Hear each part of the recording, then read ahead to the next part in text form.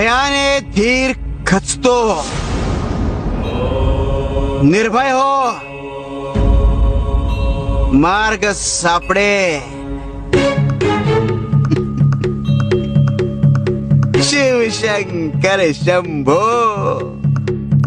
आमची कृपा पळवता येत नाही, आमची कृपा एकावर झाली तर त्यालाच लाभते, दुसऱ्याला नाही। अरे आम्हाला क्षणाचाही वेळ लागत नाही याच काढून त्याला द्यायला, म्हणून सांगतो आपली नियत साफ ठेवा। पाण्यात तुरटी फिरवल्यावर तसा सगळा गाळ तळाशी जाऊन बसतो आणि पाणी निर्मळ होतं।